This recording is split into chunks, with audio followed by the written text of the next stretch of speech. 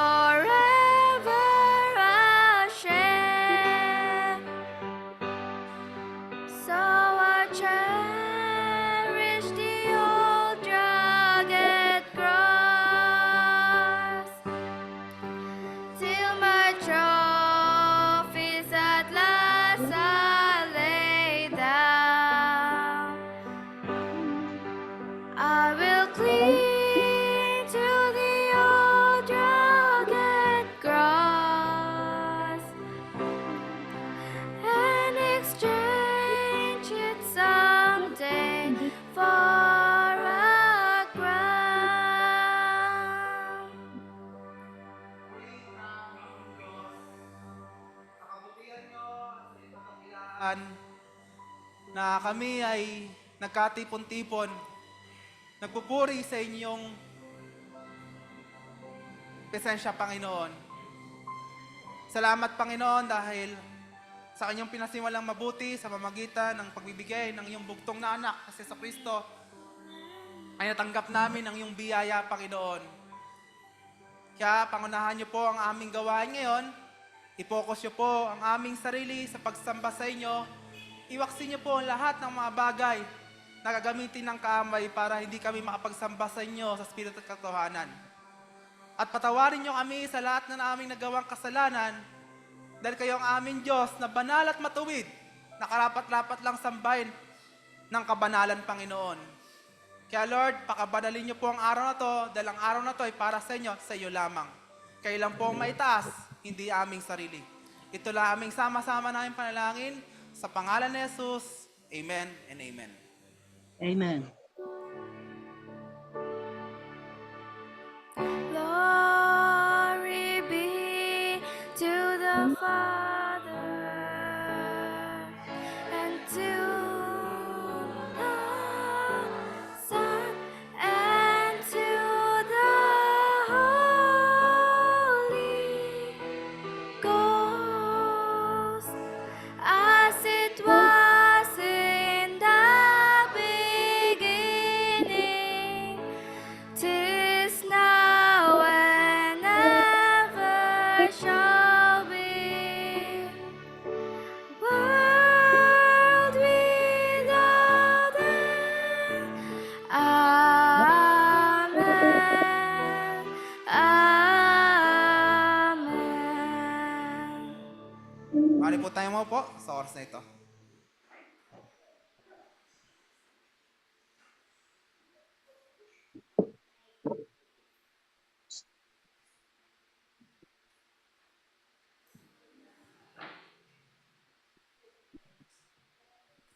Dahil po ay dadako sa ating Lord's Table at this time.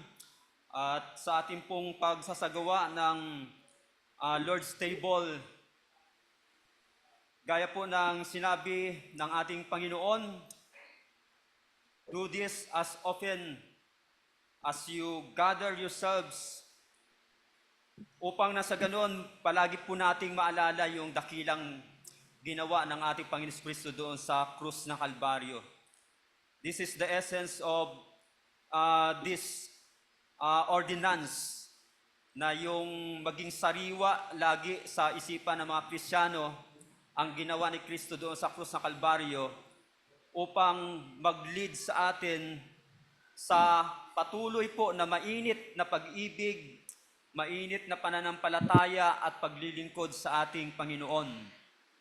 So kaya ito po yung inaasahan sa ating pong pagsasama-sama sa gawain na ito, at ito ang dahilan kung bakit sabi ng ating Panginoon at nirelay po ni Apostol Pablo na gawin niyo ito ng palagian. At sa ating pong pagsasagawa nito, mga paalala po mula doon sa mga binanggit ni Apostol Pablo sa 1 Corinthians chapter 11. So maliban po doon, ang ating pong mga paalala sa ating pong pagsasama-sama sa gawain na ito, kung mayroon po sa ating sa kalagitaan natin na hindi pa po dumating sa punto na siya ay nanampalataya sa ating Panginoon at sumunod sa tubig ng bautismo, ay maaari pong mag-observe muna hanggang sa panahon na siya po ay magpasya na tanggapin ang Panginoon, panampalatayanan ng ating Panginoon at sumunod sa tubig ng bautismo. Sa ngayon ay atin po munang pinaalalahanan kung meron sa ating kalagitnaan na siya po ay mag-observe muna. At sa ating pong pagsisimula, inanyahan ko pong bawat isa na tayo po ay tumayong lahat at magkakaroon po tayo ng individual silent prayer sa ating pong pagsisimula.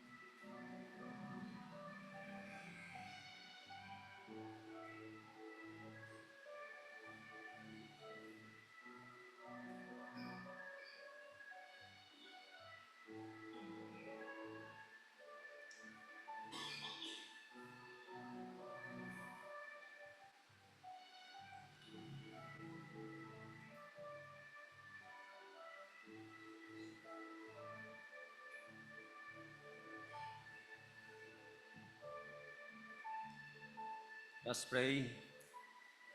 Ama naming Diyos, banal na makapangyarihan sa lahat, kami po ay nagpupuri at nagpasalamat minsan pa sa pagbibigay mo sa amin ng pagkakataon na maging kabahagi, Panginoon, sa dakilang gawain na ito, Diyos.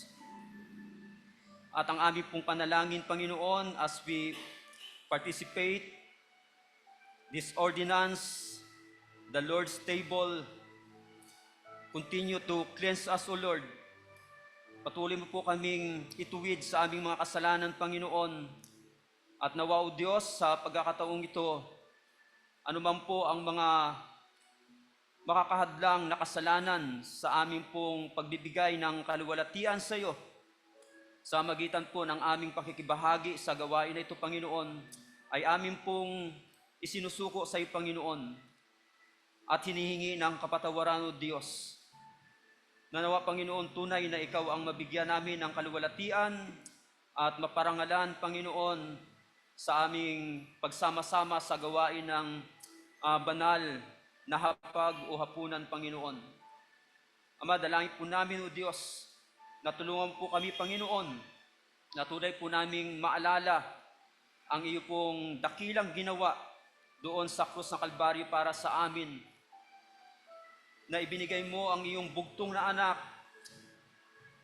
at ang aming Panginoon Kristo na nag-alay ng kanyang buhay doon sa krus ng Kalbaryo ay nabugbog ang kanyang katawan at nagkaroon ng mga latay upang sa aming mga sugat na dahil sa kasalanan kami po ay gumaling, Panginoon.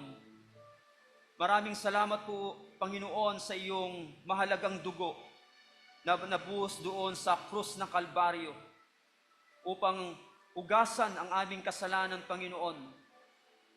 At lalo pat, gaya ng binanggit mo sa John chapter 3 verse 16, Panginoon, na ang sino mang sumampalataya sa iyo ay hindi na mapahamak kundi magkaroon ng buhay na walang hanggan. Maraming salamat, Panginoon, sa kaligtasan na ito, Diyos. Maraming salamat sa iyong katawan na nabugbog. Maraming salamat sa iyong mahalagang dugo na nabuhos doon sa krus na Kalbaryo.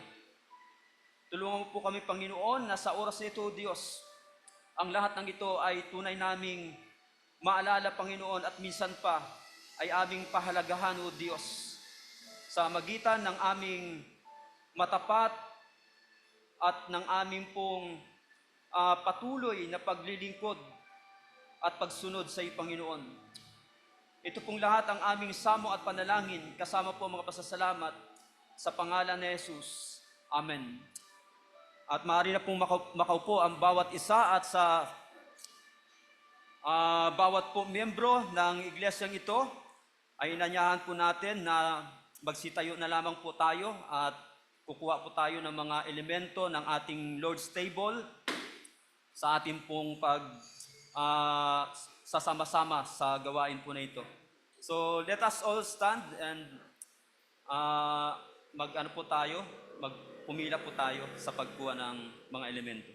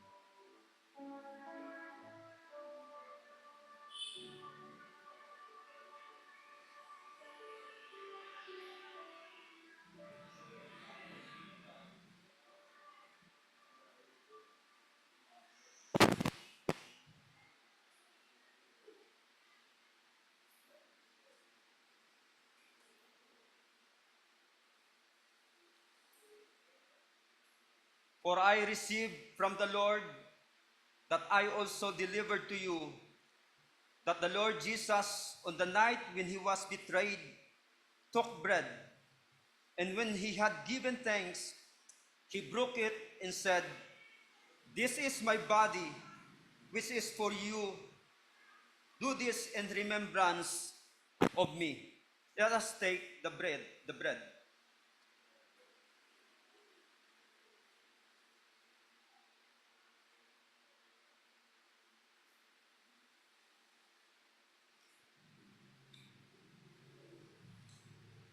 In the same way, also he took the cup after supper, saying, "This cup is the new covenant in my blood. Do this as often as you drink in remembrance of me. For as often as you eat this bread and drink the cup, you proclaim the Lord's death until he comes." Let's take the symbol of the blood of the Lord Jesus Christ.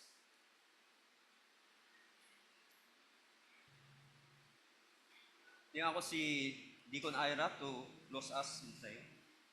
Pray, Panginoon Diyos, kapasalamat po kami sa kapanganga pagmamahal nyo at biyaya, Panginoon. Salamat na ibinigay nyo yung bugtong na anak ni Jesucristo na sa kaligtaan na wala kaming makapangyarihan at lakas para iligtas ang aming sarili. Yes. Hindi kayo gumawa ng paraan sa pamamagitan ng aming kamatayan. Tapos, Panginoon, nawa ang pagpapatid namin ng Lord's Day, Panginoon, ay maging maalala at mag-iinit sa aming Panginoon sa pagmamahal at pagliligtas sa inyo. Salamat, Panginoon, at Diyos Diyos namin, at patuwala ng pagpapit sa amin at ang pag-ibig sa amin at mahal sa amin. Kaya, Lord, thank you, Lord, for everything. We praise you sa iyong pamamahal pag-ibig dito. Ito namin sama-sama na ipanalangin sa pangalan ni Jesus. Amen. Amen.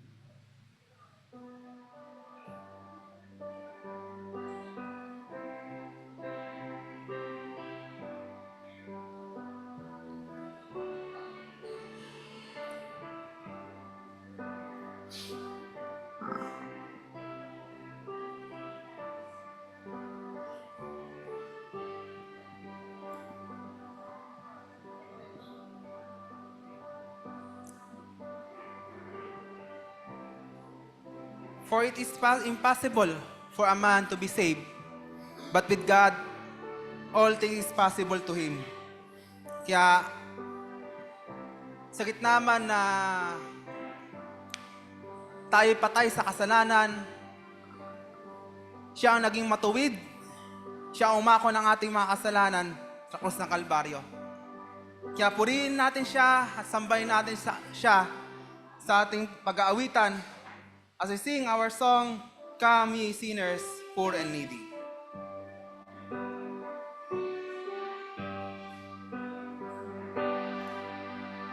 Come ye sinners, poor and needy, come ye wounded, weak and worn.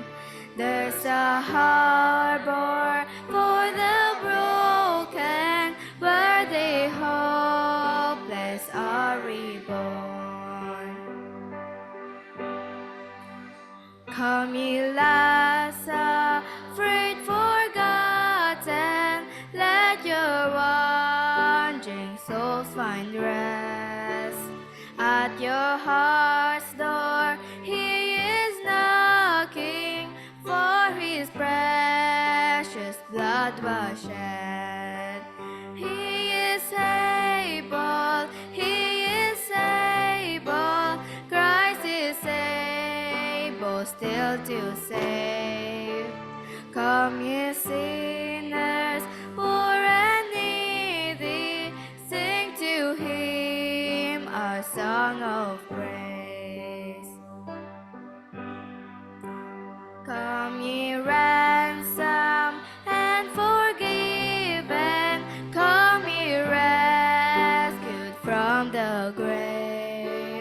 rise and worship Christ our Savior for the glory of His name.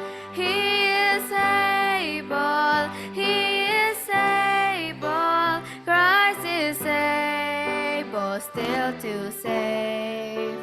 Come ye sinners, poor and needy, sing to Him our song of praise. In the stillness of the morning, in the quiet of the dawn, praise will rise us, darkness scatters, and our song goes on and on. He is able, He is able, Christ is able still to save. Come ye sinners, poor and needy, sing to Him our song of praise. He is able, He is able, Christ is able still to save. Come ye sinners, poor and needy, sing to Him our song of praise. Ng Panginoon at iligtas niya ay gamitin ito para magbigay ng pugay at pagpuri at pagbigay ng luwalhati sa kanyang pangalan. As we sing our last song, Take My Life and Let It Be.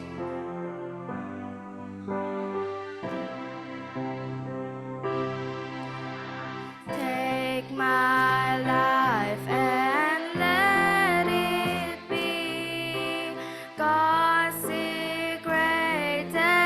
Lord, to Thee. Take my moments and my days, let them flow in endless praise. Let them flow in endless praise. Take my hand and let them move at the impulse of Thy love. Take my feet and let them be swift and beautiful for Thee, swift and beautiful for Thee. Take my voice and let me sing, always only for my King. Take my lips and let them be filled with messages from Thee, filled with messages from Thee. Take my silver and my gold, my damask wood I withhold. Take my intellect and use every part thou shalt choose, every part thou shalt choose. Take my love, my Lord, I pour at Thy feet its treasure store. Take myself and I will be ever only all for Thee.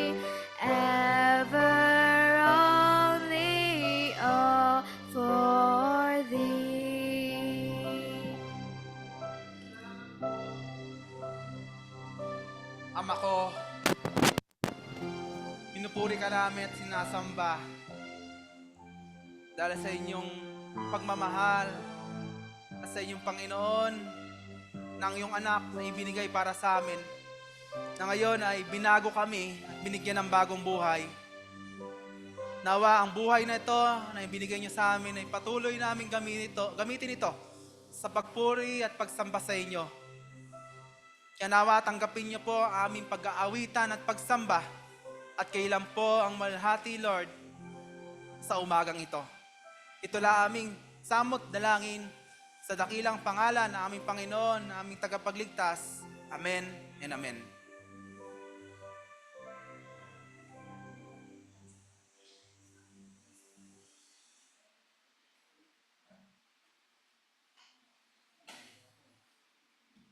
May I request everyone to please stand for the reading of the scripture. From the book of Joshua, chapter 24, verses 14 to 15. Now, therefore, fear the Lord, serve him in sincerity and in truth, and put away the gods which your fathers served on the other side of the river and in Egypt. Serve the Lord. And if it seems evil to you, serve the Lord. Choose for yourselves this day whom you will serve, whether the gods which your fathers served that were on the other side of the river, or the gods of the Amorites in whose land you dwell. But as for me and my house, we will serve the Lord. Praise the Lord for the reading of the scripture. Mari po tayong maupo. At tayo itatako ngayon sa paikinig ng tanging bilang para sa Panginoon na ihatid ng ating kapatid.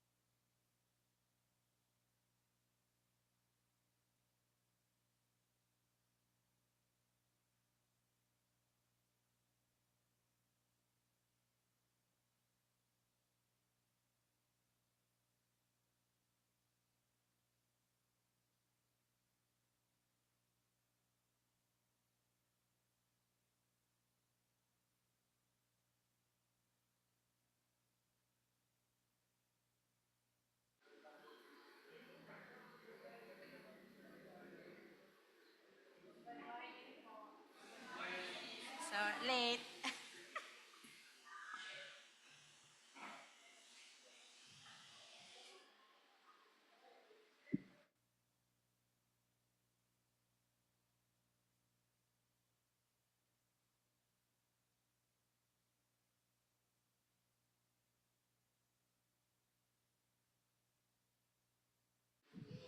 Hello.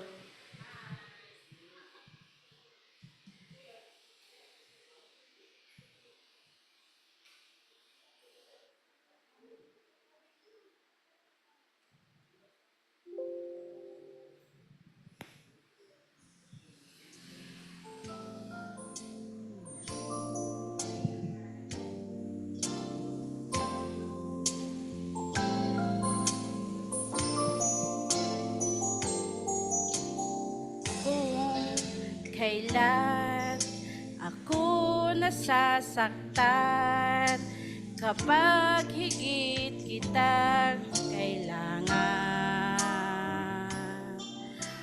O Jesus, dumaraing sa'yo, dalangin ko sana'y dinggin mo. Panalangin ko sa Diyos, buhay ko ay pagpalain at maging matibay kahit na anong bigat ng suliranin ko sa bawat araw. Sana'y naroon ikaw.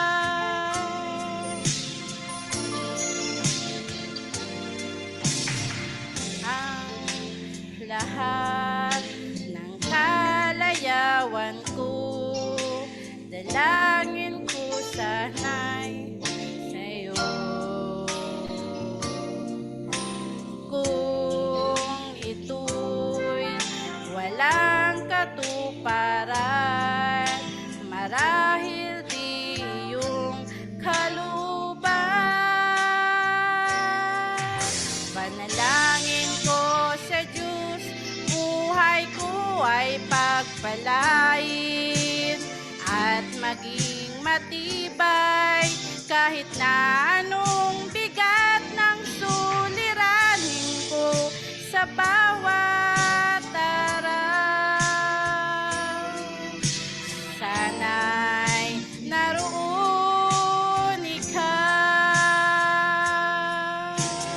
Bakit kung kailan ang puso ay nasasaktan, doon lamang kita tinatawagan. Ngunit kung ang buhay ay payapat kay sigla, para bang nalilimutan ka? Panalangin ko sa Diyos, buhay ko ay pagpalain at maging matibay kahit na anong bigat ng suliranin ko sa bawat araw. Sana'y naroon ikaw. Sana'y naroon ikaw. To God be the glory.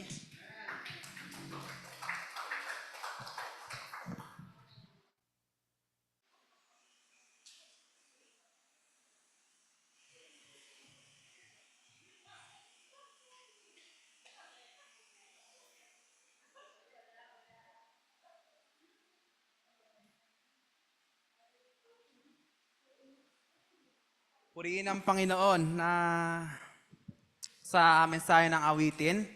At purihin ang Panginoon, yung mawit na yan, hindi nag-practice daw yan eh. Sabi, hindi daw siya nag-practice. Hindi daw siya nag-practice daw doon, sabi niya. Sabi niya. Kaya we thank God sa mensahe ng Panginoon ng awitin. And tayo muli tatako ngayon sa paikinig ng banal na salita ng Diyos. Gamit muli ang ating tagapagturo, ang ating tagapagsalita sa oras na to. And we thank God na muli inalo ng Panginoon na magmensahe muli siya sa atin. Tawagin po natin si Pastor Gary for the message of the Lord.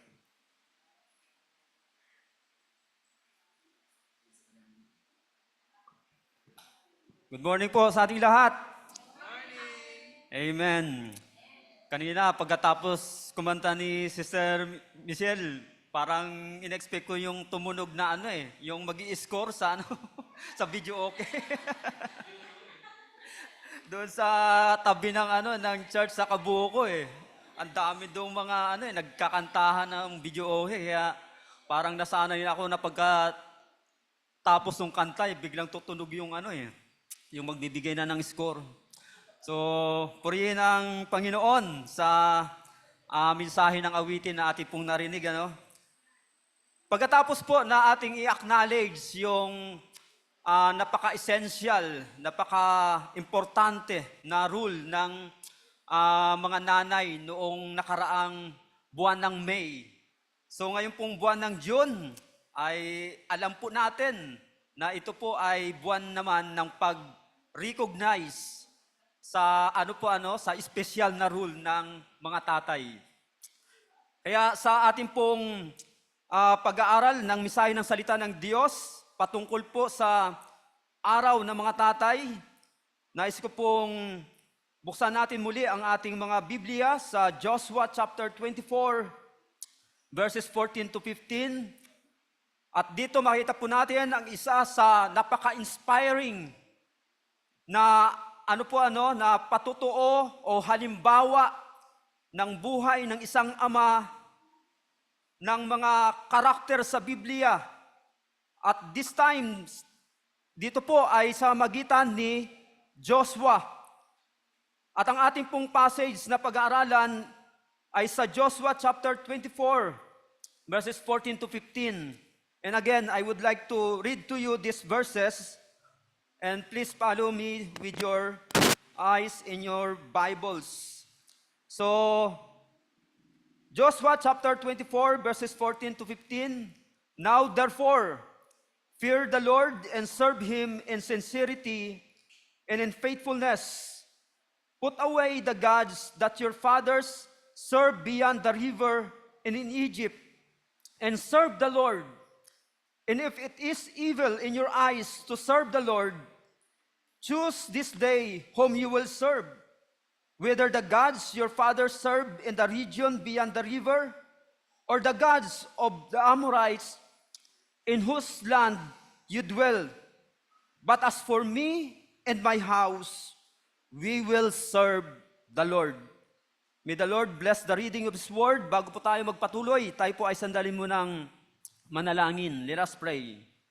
Ama naming Diyos, banal na makapangyarihan sa lahat, we thank you once again, O Lord, for sustaining us and giving us strength, Panginoon, and victory over trials, over temptations, na kami po ay huwag magpatuloy sa aming pong paglilingkod sa iyo, Panginoon. Salamat po na kami ay muli mong pinagsama-sama sa iyong bahay-sambahan, Panginoon, upang ihandog ang pagsamba at pagpupuri na siyang nararapat sa iyo, Panginoon. At bilang bahagi po ng aming pagsamba sa iyo sa magitan ng pag-aaral ng iyong mga salita, Panginoon, amin pong hinihiling ang iyong patnubay at pangunguna sa magitan ng banal na Espiritu. Buksan mo nawa muli ang aming mga puso at isipan at tulungan kami, Panginoon, na amin pong maunawaan ang mensahe ng iyong mga salita, O Diyos, na bilang pagpapala na iyong hinanda para sa aming, Panginoon, sa magitan po ng mensahe, Panginoon, ng iyong mga salita, O Diyos, tunay na matanggap nawa namin ang iyo pong pagpapala na ito. Sa iyo po namin ipinagkakatiwala ang oras na ito. Pagpalain mo po ang bawat isa sa amin at ikaw nawa ang tunay naming mabigyan ng kaluwalhatian.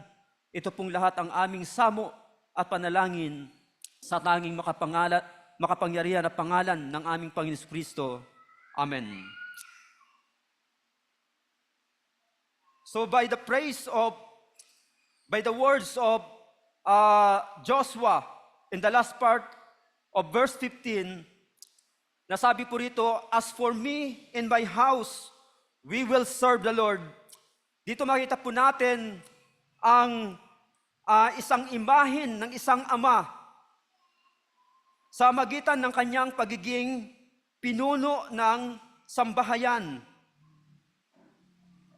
So sa araw po nito, sa araw po ng mga ama sa buwan ng June, ay atin pong kikilalanin ang mga attributes na makikita po natin dito na nakay Joshua, na lalo na po sa mga ama ng iglesyang ito, na bilang mananampalataya, ang katanungan po, ano ba dapat ako bilang isang ama? Anong uri ako ng isang ama bilang mananampalataya? Kaya ang simple po na pamagat ng ating mensahe sa umagang ito is that the kind of a father, yung uri ng isang ama, at particularly kung atin pong kukunin ang context natin bilang mananampalataya sa Diyos na uri ng Ama. So I believe, hindi man po lahat, kundi most of the men, of the fathers sa church po na ito, ay mga mananampalataya sa Diyos. And again, bilang mananampalataya sa Diyos na Ama, ano po ba ang dapat para sa isang mananampalatayang ama? Now, there are 4 attributes in the life of Joshua, which was a father should incorporate in their lives. So ano-ano po yung mga attributes nito na kung saan dapat ito po yung nasa amang mga mananampalataya sa Diyos. So una, a father of separation. So pansinin po natin yung phrase na, but as for me in my household, in my house, or literally household. So sa magitan po ng binanggit na ito ni Joshua, makita po natin dito yung unang attribute ni Joshua bilang ama, bilang pinuno ng sambahayan. He is a father of separation. Sa panahon po natin ngayon, sa dami po ng influence coming from social media, mula po sa mga live stream o mga TV networks na kung saan nagdi-define ng uri ng ama, ay napakahirap po na maintindihan ng mga amang mananampalataya kung ano ba sila dapat bilang mga ama na mga mananampalataya. Sometimes there are Christian fathers imitates the fathers who are unbelievers. So dahil sa nakikita sa television na yung ganitong sikat na actor na ama ay sikat, ay kilala, so nandun po yung temptation na yun po yung i-imitate ng isang Kristiyanong ama. Alala ko noon, nung usong-uso yung mga pelikula ni Joseph Estrada, ni Fernando Po. Kaya tuloy, minsan may babalitaan sa simbahan, sa home church ko noon, na yung yung problema ng isang member, ng mag-asawang member, na kung saan yung ama, yung tatay, ay umiral pa rin yung yung laman na kung saan pagdating po sa mga problema sa bahay ay nandun pa rin yung pananakit sa kanyang asawa. At kung ikwento pa nung asawang babae yung uri ng pananakit sa kanya, yung pagsuntok daw sa kanya ay parang suntok ni Fernando Po.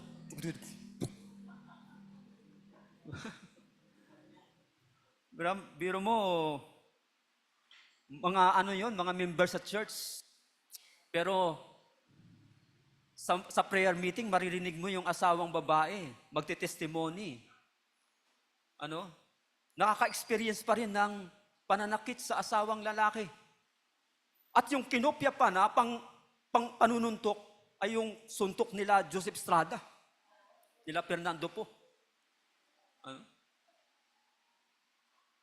So but then, as Christian father, bilang Kristiyanong ama, ano po ba ang nararapat sa isang mananampalataya na ama sa loob ng tahanan?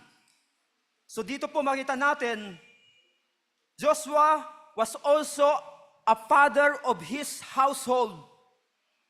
And he is a man of God,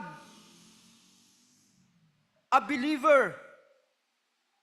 At bilang mananampalataya, ay ganun din po dapat sa bawat mananampalatayang ama. At gaya po ni Joshua, he is a father of separation. He is a father of separation. Now, this separation na dapat nakikita sa isang ama na mananampalataya involves the choice, his choice, yung pagpili. So, ito po yung uri ng pagpili na dapat meron ang isang Kristiyanong ama. There are temptations in the life of Christian fathers, na gaya po ng ating binanggit, na dahil sa influence ng social media ngayon, sa influence ng ating pong industry ng mga celebrity, naroon po yung temptation to imitate the unbelieving fathers who are celebrities. Ngayon dito po papasok ang pagpili ng isang Kristiyanong ama. At yung uri ng pagpili na yon ay makikita on how he separate himself from the philosophy and principles of this world. So dito po sa background ng account sa buhay ni Joshua, sa panahon po na ito, ang paligid o yung panahon ni Joshua ay punong-puno po ng pagsamba sa Diyos-Diyosan, sa mga Diyos-Diyosan. They are idol worshipers. At kung ikaw po ay hindi magiging kabahagi sa ganong sistema ng iyong paligid, ay napakahirap. And so, it is very, very difficult to choose na kung saan ay opposite doon po sa gusto ng lugar o ng community na iyong kinaroroonan.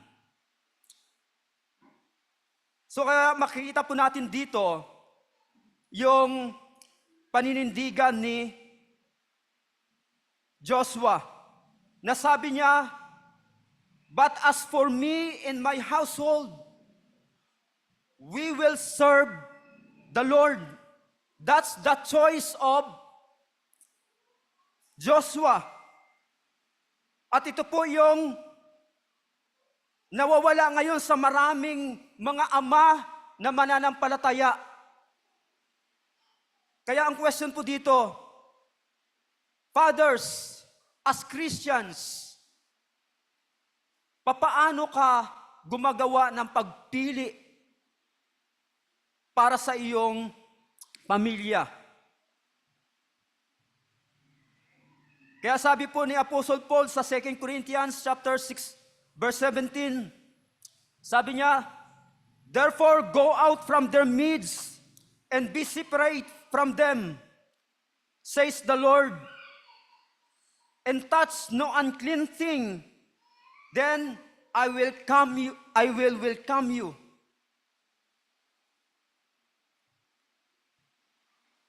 Even though na ito po ay sinasabi ni Apostol Pablo o ng ating Panginoon sa magitan ng pag-ulit ni Apostol Pablo sa lahat ng mga mananampalataya, but then, first of all, it is for the leaders of the house or the household of a Christian family.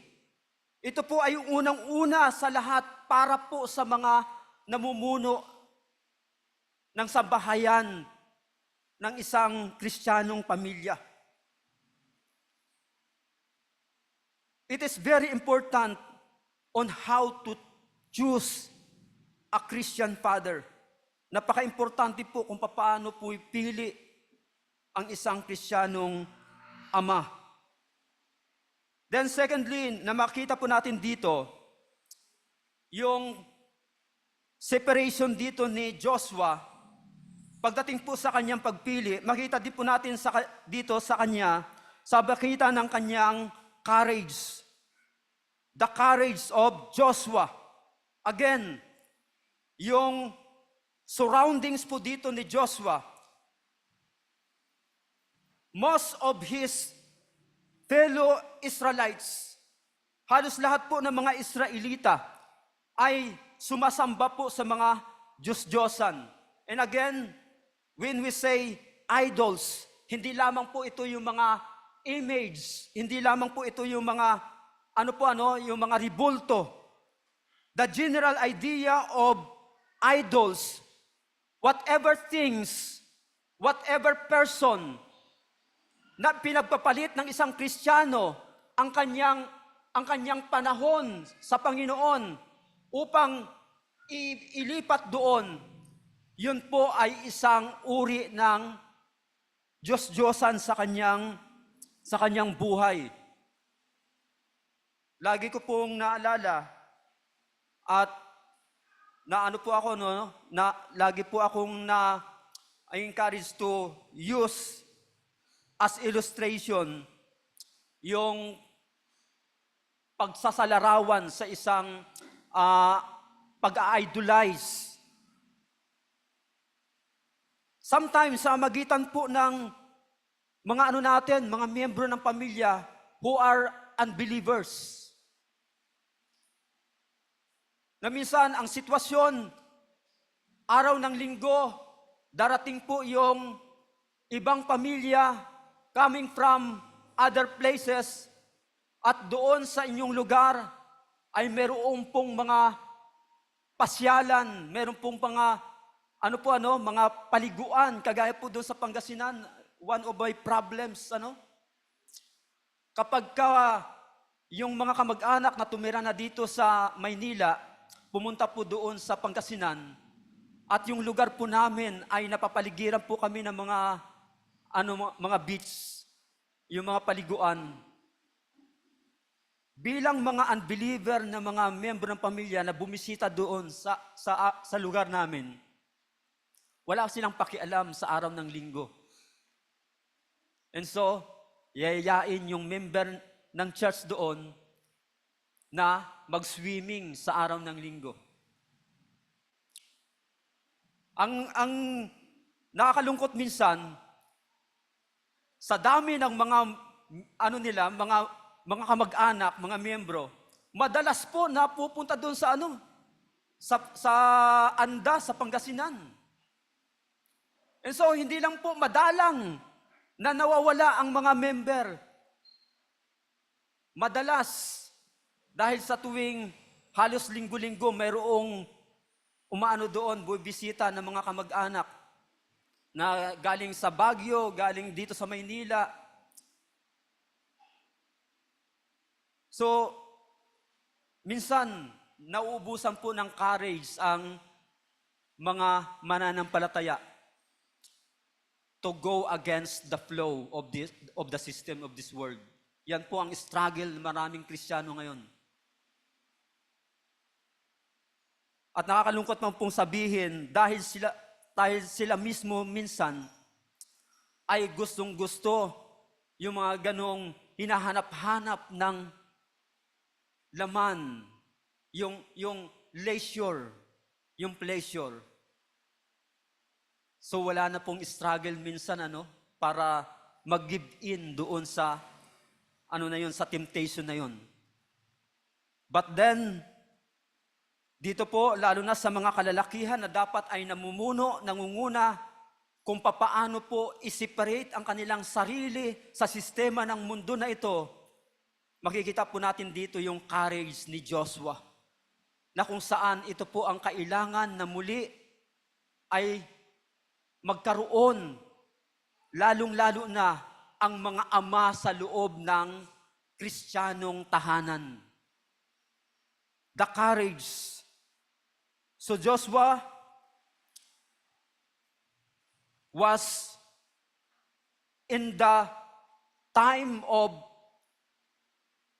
kung saan yung kanya pong mga kapwa Israelita ay pari-pariho pong sumasamba sa mga Diyos-Diyosan.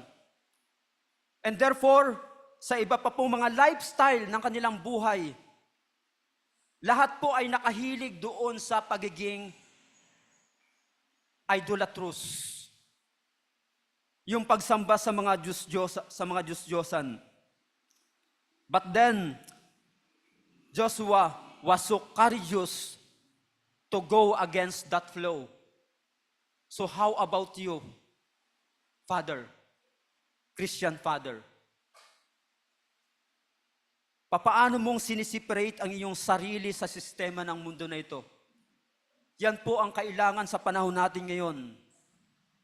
Yung ama na kung saan ay marunong i-separate ang kanyang sarili sa magitan ng nararapat na pagpili, ng tamang pagpili, sa magitan ng pagkakaroon po ng courage na huwag magpadala sa agos ng sistema ng mundo na ito. Then, the second attribute na ating pong titinan dito kay Joshua, yung kanyang attribute na bilang ama, he is a father of dedication. He is a father of dedication. So pansin po natin yung phrase dyan na sabi niya, as for me and my household. Bagamat kayo, halos lahat na kayo ay sama-sama ng sumasamba sa Diyos-Diyosan at kung ano man ang mga imoralidad ang inyong pamumuhay. But then, as for me and my household, we will serve the Lord. So dito makita po natin yung dedication ni Joshua sa kanyang pananampalataya at pagsunod sa Diyos. At yung dedication po nito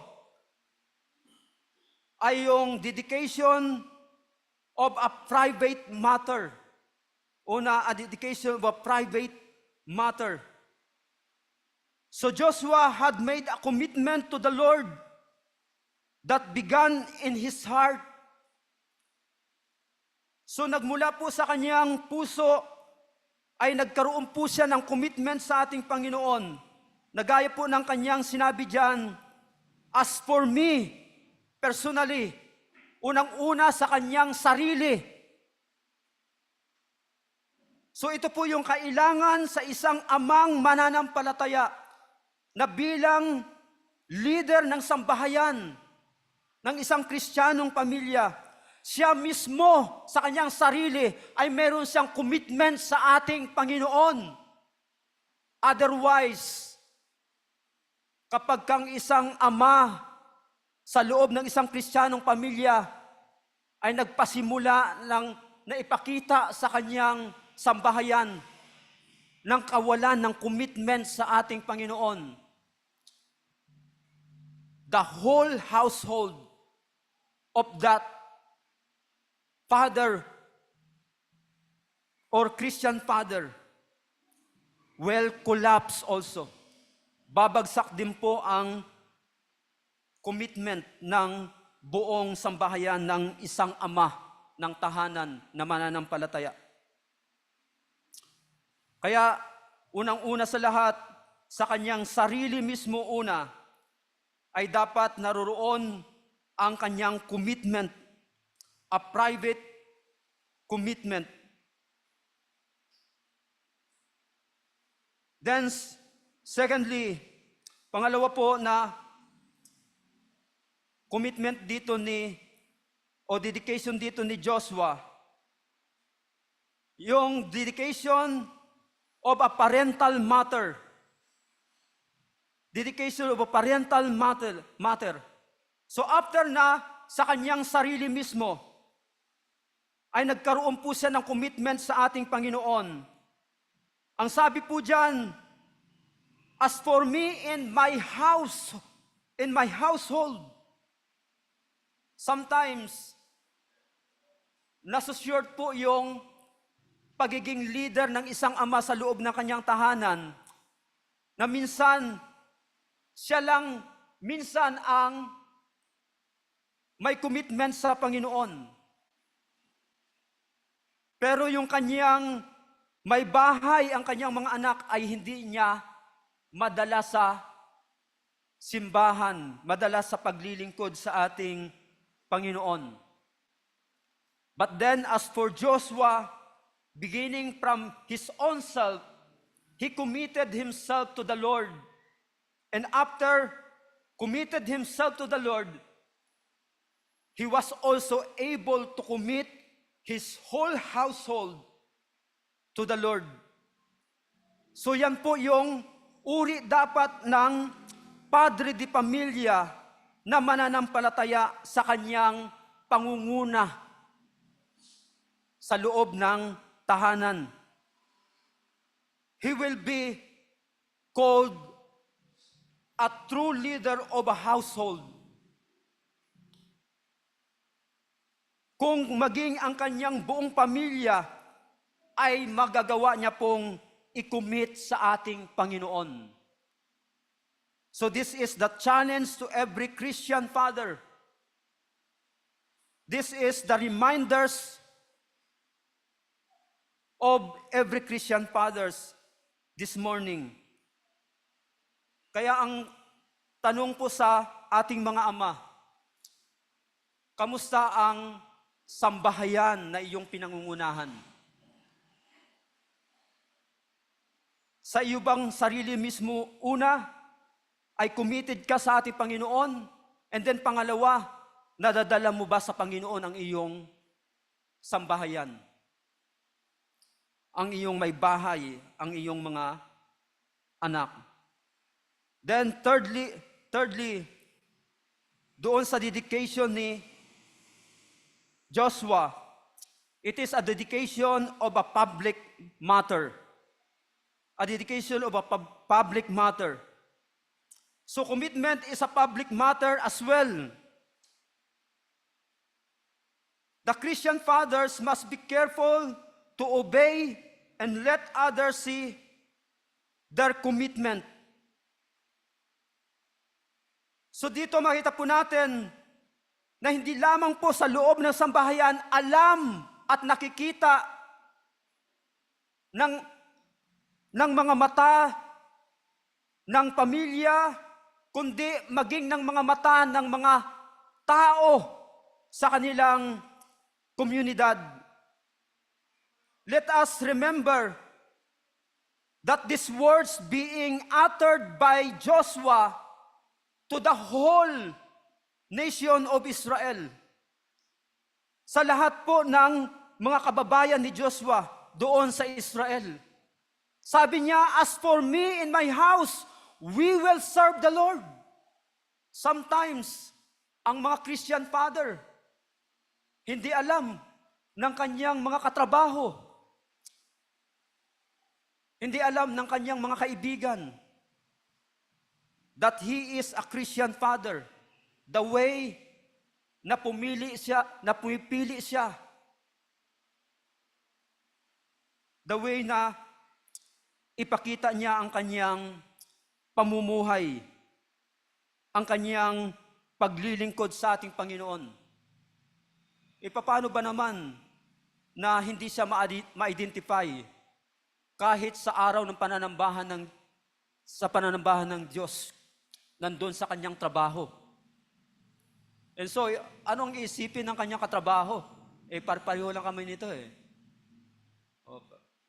Diba? Kung yung ibang mga relihiyon, kung yung ibang mga sekta ay okay sa kanila na maging sa araw ng pagsamba sa Diyos ay nandoon sa kanilang mga gawain, sa kanilang mga trabaho. So ano po yung separation? Ano po yung difference na maipapakita ng isang mananampalataya? So it is very important that the public will see that you are a Christian father. Napakahalaga po na makita ng mga tao na tunay na ikaw ay isang Kristiyanong ama ng tahanan.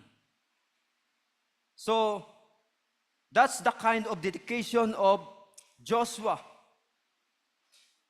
A public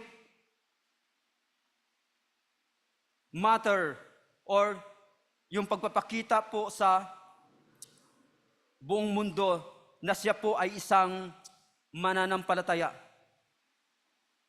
And then third attribute of Joshua na atin pong titingnan dito, Joshua is a father of inspiration. Joshua is a father of inspiration. So yung phrase dyan na sabi niya, and my household. So dito makita po natin na sa magitan po ng pangunguna ni Joshua sa kanyang sambahayan, sa pagdating po sa kanyang commitment sa ating Panginoon, makita po natin dito yung kanyang pag-inspire sa kanyang pamilya. Bakit po? Dahil dito, makita po natin yung pagsang-ayon, yung pagsama ng kanyang sambahayan sa kanyang pong commitment sa ating Panginoon. So it is very clear that Joshua inspired his family to commit also themselves after that Joshua himself committed himself to the Lord. So he became an inspiration to his family. At papaano po ito ipinakita ni Joshua? Yung ganito pong halimbawa at ganito pong pag-inspire sa kanyang pamilya and in committing themselves to the Lord. Sa kanila pong pag-commit ng kanilang sarili sa ating Panginoon. So, maintindihan po natin ito sa magitan ng pagpansin po natin, una, ng the source of His love. The source of His love. So as Joshua have said, as for me and my house, we will serve the Lord. Yung kanya pong commitment na maglilingkod sa Panginoon sa kabila po ng lahat, na halos lahat ng Israel ay ayaw nang sumamba sa Diyos, kundi doon na sumasamba sa mga Diyos-Diyosan. Still, Joshua and his family committed themselves to the Lord. Bakit po ganun ka-committed si Joshua at maging ang kanyang buong pamilya ay kanyang nadala sa kanyang commitment sa ating Panginoon? And that is because of the source of His love. Remember anong sabi ni Apostle John sa 1 John chapter 4? We love because He first loved us. A true Christian father who experienced of the love of God will love the God that loved him in return. But then it is natural for a Christian father, and I don't know if I can call them Christian father, na hindi po maging committed ang kanyang pagmamahal sa ating Panginoon. Perhaps because in the first place, hindi niya po na-experience talaga ng totoo ang pag-ibig ng Diyos. But then, once na totoong na-experience ng isang, lalo na ng isang Kristiyanong ama, ang pag-ibig ng Diyos sa kanya, he will love God in return. Mamahalin niya rin po ang Panginoon. At papaano po ipapakita ng ama na yon ang kanyang pag-ibig sa ating Panginoon?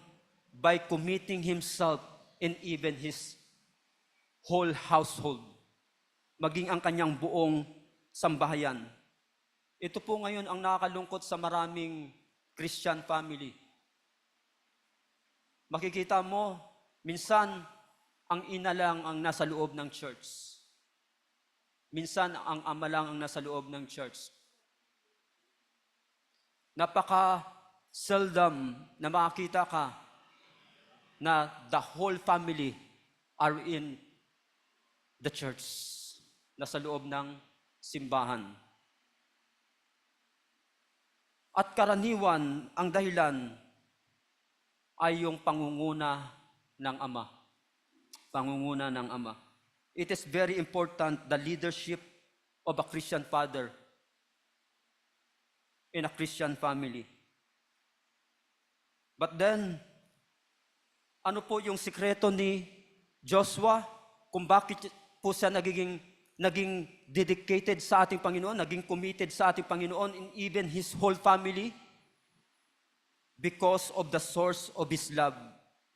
Ang pinanggagalingan ng kanyang commitment na ito, ng kanyang dedication na ito, ng kanyang pag-i-express ng kanyang pag-ibig na ito, because of the love of God that he experienced in his life. Kaya nga, gaya ng sinabi natin kanina, a true Christian father who truly experienced the love of God in his life, he will love God in return. Mamahalin niya rin po talaga ang Panginoon. At ang pagmamahal na yun sa Panginoon na kanyang ibabalik ay hindi lamang po yung kanyang sarili ang kanyang ikukumit sa Panginoon, even yung kanyang household, kahit po ang kanyang buong sambahayan. Then, secondly, papansin po natin dito yung inspiration ni Joshua. Aside from na makikita natin yun from the source of his love, secondly, ito po ay makikita natin mula doon sa the force of his leadership. The force of his leadership. Again, makita po natin dito, gaya po ng mapapansin natin na isa sa mga problema ng mga simbahan ngayon, na hindi po mabuo-buo ang pamilya na sama-samang nasa loob ng simbahan. Iilan lamang po ang lahat ng pamilya ay nasa loob ng simbahan. That's why it is very important, the inspiration coming from Joshua, na sa kanya pong sa kanyang commitment sa ating Panginoon, ay makikita din po natin dito yung the force of his leadership.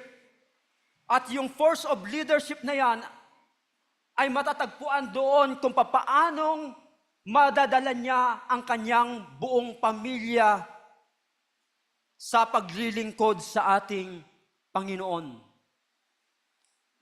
That's the force of the leadership of a Christian father. Diyan po sa ganyan pong paraan, maipapakita ng isang Kristiyanong ama ang kanyang pagiging malakas na amang mananampalataya sa loob ng kanyang sambahayan. So anong pong sabi dito ni Joshua? As for me in my house, we will serve the Lord. Siguro mayroong sa atin, magbibiro na sabihin, baka naman pag doon talaga sa aktual na sitwasyon, pastor, hindi kaya sumigaw doon yung kanyang misis? I object! But then, hindi po rito na-record sa Biblia. Signifying that his whole family ay agree po at sang-ayon na silang lahat ng sambahayan ni Joshua ay maglilingkod sa ating Panginoon. Kaya sabi po ng mga Bible commentaries, yung sinabi na yun ni Joshua ay nagpapahayag ng kanyang tunay na pagiging malakas na ama ng sambahayan. Yung kanyang pagsama ng kanyang buong pamilya sa paglilingkod sa Panginoon. And so, Christian fathers, this morning, through the example of Joshua, it is being recorded in the Bible, allowed by God to be recorded for us to be an example, especially sa mga Christian fathers. At dito makita po natin kung ano po ang nararapat sa isang Kristiyanong ama. At yan po ay ang pagiging tunay na malakas na pinuno ng kanyang sambahayan.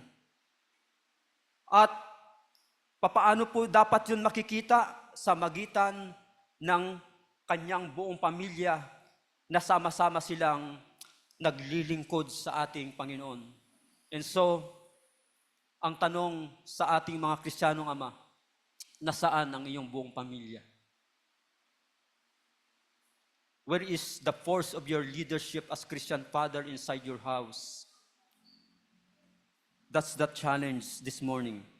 Then let us go to the fourth and last attribute of Joshua as leader of his household. So dito makita po natin, panghuli, Joshua is a father of application. Joshua is a father of application. It is very important. Maging kasi sa lahat ng mga Kristiyano, napakadali lang po magbasa ng Bible, napakadali lang po na makinig ng mensahe, but then it is crucial to apply everything that we heard, we read. So dito, makita po natin kay Joshua that he is a father of application. So mapapansin po natin dyan yung phrase na sabi niya, we will serve the Lord. We will serve the Lord. Alam niyo po yung ano na to, yung word po na ito, sabi nga po ng Matthew Henry Bible commentary. Sabi ni Matthew Henry, this word was also used for telling the ground. Yung we will serve, lalo na yung word na serve. Sabi ni Matthew Henry, this word was also used for tilling the ground. It was hard work in those days to till the ground. Oxen were used to pull plows, which had to be handled by men. It took great strength to hold on to plow. So ibig sabihin, yung uri po ng pagsasagawa ng commitment na ito sa Panginoon, na gaya po ng ginawa at pinakita ni Joshua, this involves work, not merely words. Oftentimes, marami pong mga leader ng sambahayan, yung mga kalalakihan,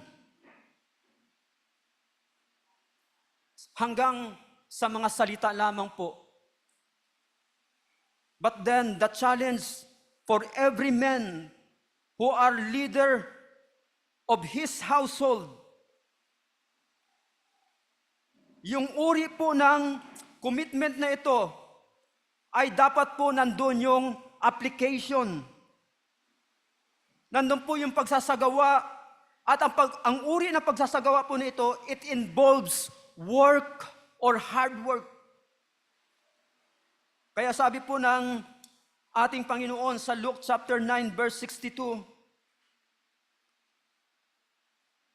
no man having put his hand to the plow and looking back is fit for the kingdom of God. Ibig sabihin, andun po dapat yung determination to follow Christ. Otherwise, mamamana po ng, lalo na ng mga anak ng isang Kristiyanong ama, ang kanyang pagiging hindi committed sa ating Panginoon.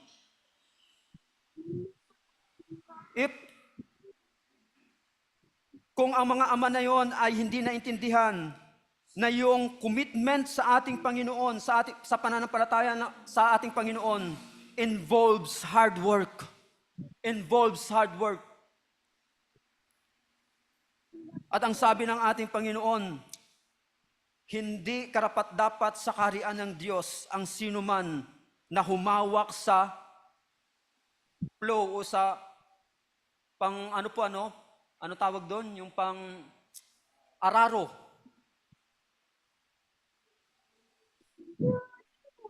At titingin uli sa kanyang likuran. So it involves hard work to commit yourself and your family to the Lord. Di ba? Kung atin pong papakinggan din kasi minsan ang mga ama, no? Sinubukan ko na dalhin ang aking asawa, ang aking mga anak sa simbahan. Pero talagang mahirap. But then, we are being reminded here, especially yung mga fathers, yung mga leader ng sambahayan, ng pamilyang Kristiyano, that's the essence of hard work. Yan po ang essence ng hard work. Mahirap, pero dapat po ay patuloy. Patuloy po na sikapin, na pangunahan ang sambahayan ng paglilingkod sa Panginoon, ng pagsunod sa Panginoon. Ano po yung mga practical involvement doon po sa hard work ng pagsisikap po na maisama ang buong pamilya sa paglilingkod sa Panginoon? Nariyan po ang pagsasagawa ng family devotion leading by the Father. So ang question sa atin, kamusta mga ama? Are you leading your household in devotion? Pinapangunahan ba ng mga ama natin ang iyong sambahayan sa sama-sama na pag-aaral ng salita ng Diyos? Are you leading your household in prayers? Pinapangunahan mo ba ang iyong sambahayan upang manalangin? Marahil sasabihin po ng ibang mga ama natin, ang hirap eh. Then that's the essence of hard work. Kaya nga tinawag na hard work.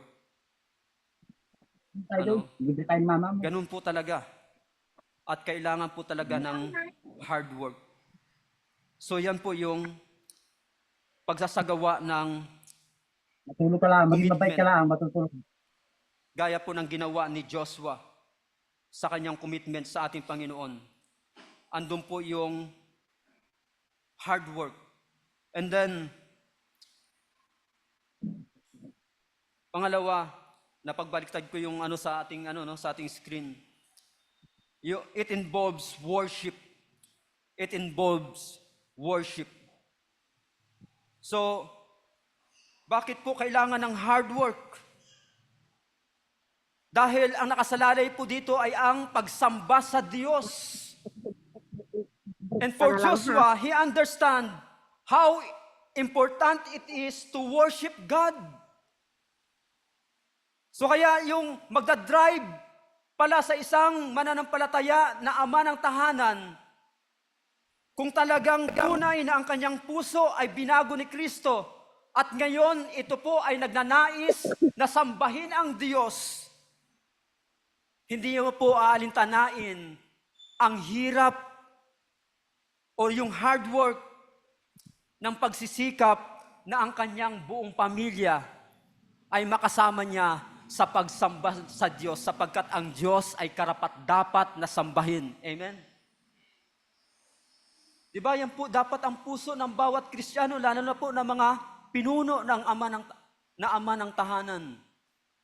Naiintindihan po dapat natin how important it is to worship God now that we are being born again. Ngayong tayo po ay binigyan ng bagong puso at napuksan ang ating kaisipan sa kahalagahan ng paglilingkod, ng pagsamba sa ating Panginoon. If we, lalo na po kung ang mga ama ng tahanan ay malinaw pong naunawaan yan, hindi po nila aalintanain ang hirap ng pagsasagawa ng family devotion, ng pagsasagawa ng family prayer, ng pagsisikap na sama-sama ang buong pamilya ng pagtungo sa bahay-sambahan ng Diyos upang manambahan. Yan po ang dapat na pagsasagawa na gaya po ng pinakita ni Joshua. As a father of application, he knows that it involves hard work because in the first place, he knows how important it is to offer worship to God. Gaano kahalaga ang ihandog sa Diyos ang pagsamba. Maliban na lamang kung hindi mo naiintindihan ang kahalagahan ng pagsamba sa Diyos. At nakakalungkot po yan sapagkat how come nasasabihin natin, i-claim natin na tayo ay Kristiyano, then we don't understand how important to worship God. At ayaw mong magbayad ng hard work. Ayaw mong magsakripisyo ng hard work. Sometimes yan po ang attitude ng ibang mananampalataya, no? Maging ng mga leader ng sambahayan. Ang gusto lang nila, yung mga instant na. Pero yung mga involved doon sa mga ano na yon, sa mga kikitain na yon, na kung saan yung hard work ay ayaw na nila.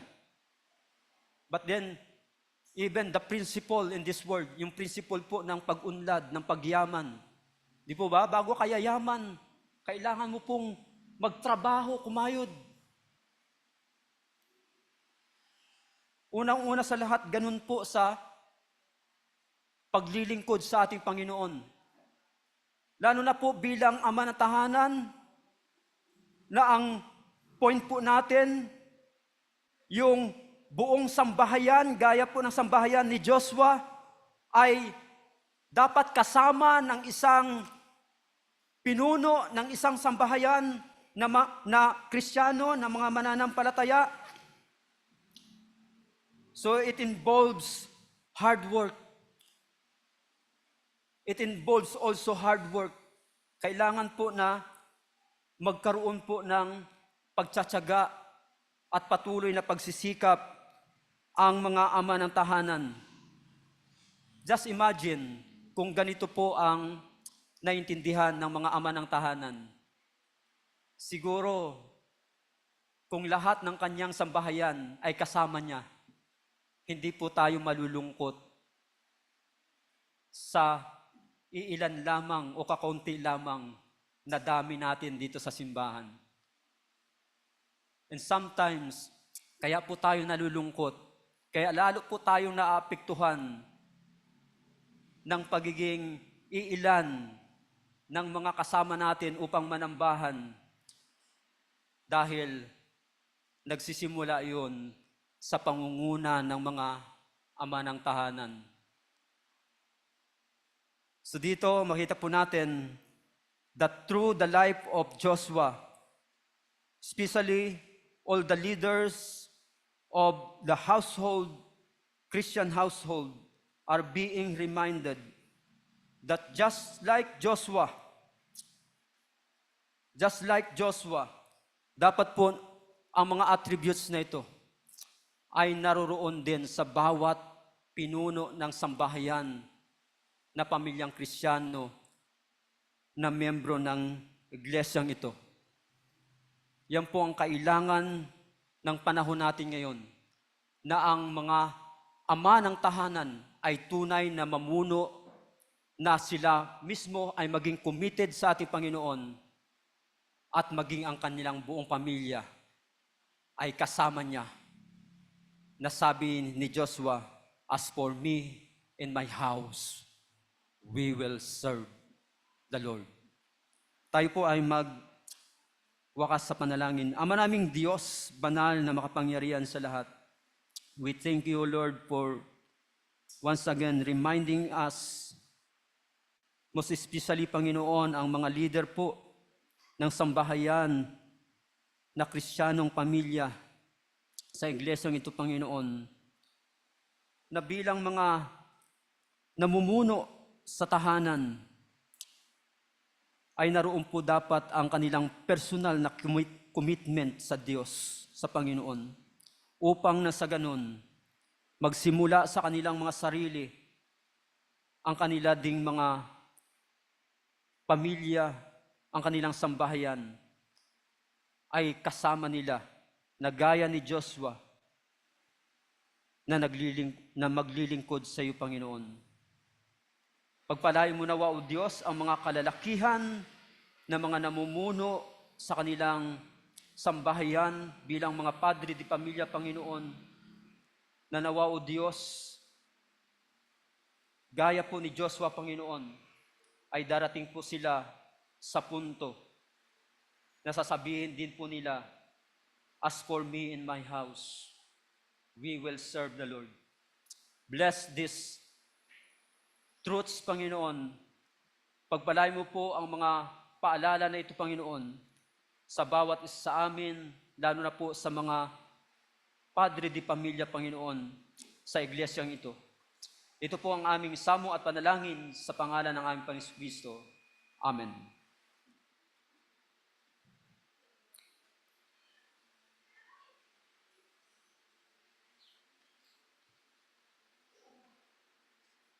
May request to please stand as we sing our doxology.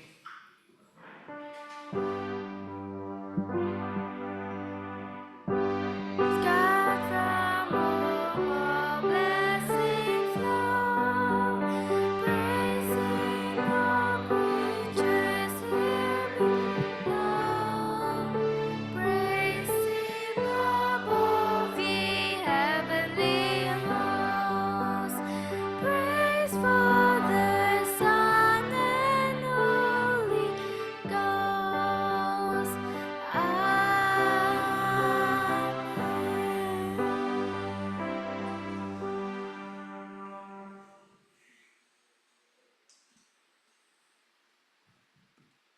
This is the word of God from 2 Corinthians chapter 9, verse 6.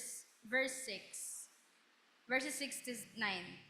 But this I say, he which soweth sparingly shall also reap sparingly, and he which soweth bountifully shall also reap bountifully. For every man according as he purposeth in his heart, so let him give, not grudgingly or of necessity, for God loveth a cheerful giver. Praise God for the reading of the scripture.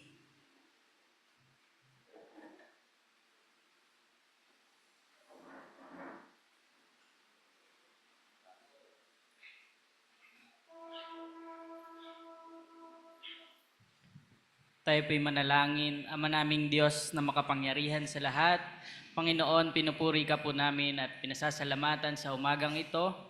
Panginoon, we know na you are the great provider, Lord, sa aming buhay. Pinasasalamatan namin, Panginoon, ang pinagkaloob mo sa amin na blessings.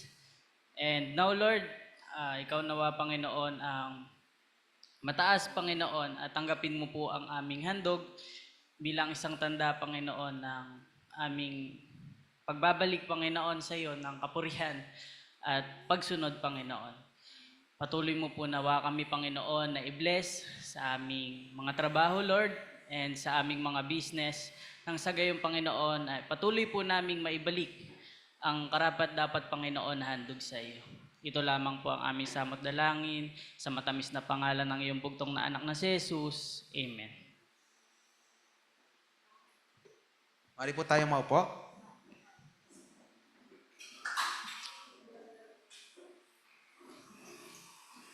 At purihin ang Panginoon sa ating pagbibigayan. And purihin siya dahil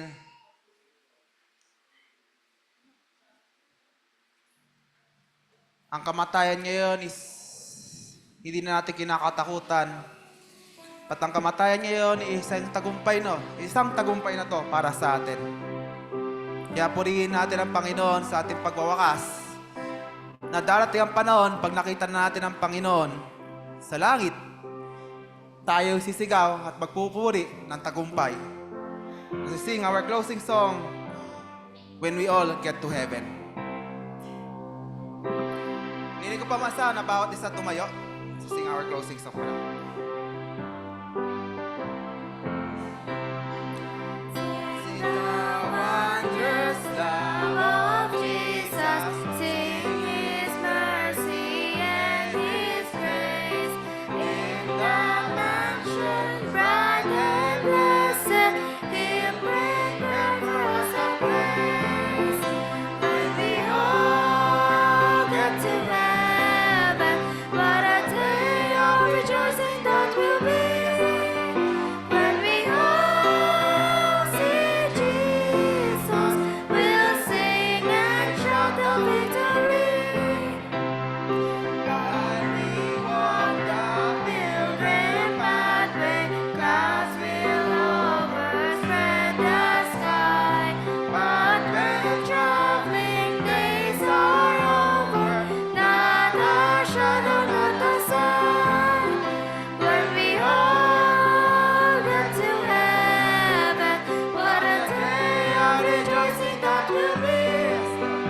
When we all see Jesus, we'll sing and shout the victory. Let us then be true and faithful, trusting, serving every day. Just one glimpse of Him in glory will die tones of pirate play. When we all get to heaven, what a day of rejoicing that will be. When we all see Jesus, we'll sing and shout the victory. Onward to the prize before us, soon His beauty will behold. Soon the pearly gates will open, we'll shout tread the streets of gold.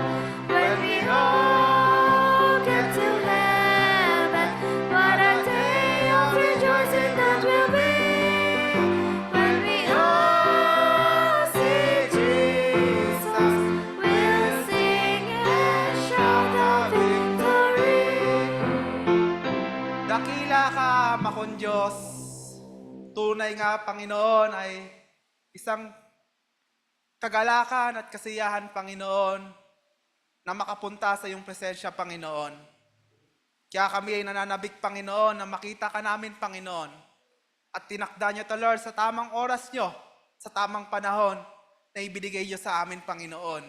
Kaya nawa, bilang paalala sa amin, Panginoon, na uuwi kami sa iyong kaharian, ito ang paalala sa amin na kailangan namin maging masigasig sa iyo, kailangan namin maging tapat sa inyo, Panginoon. Kaya, Panginoon, sa aming pagkatapos ng unang bahagi ng pagsamba, patuloy na ang aming sali at ang bawat isa sa amin ay patuloy na sasamba sa inyo hanggang ang paglubog ng araw na to. Kaya purihin ka, Panginoon, na kayo ang aming Diyos na patuloy namin sasambahin at pupurihin sa oras na to. Kaya lahat ng to ay binabalik namin ang pagpupuri at pagpapasalamat sa pangalan ni Jesus. Amen and amen. And now to Him is able to keep you from stumbling and to present you faultless before the presence of glory with exceeding joy. To God our Savior, who alone is wise, be glory and majesty, dominion and power, both now and forever. Amen and amen.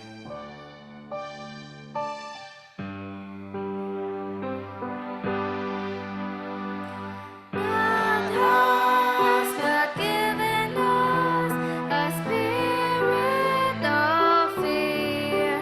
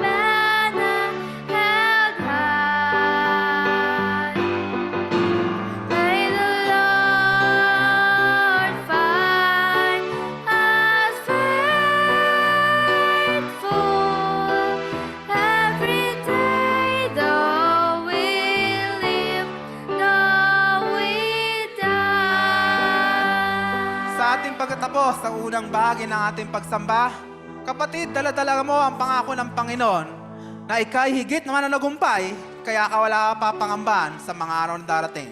Dahil wag mong kakalimutan at palagi mo tandaan, mahal tayo ng Diyos, tapos na po ang unang bahagi ng ating pagsamba.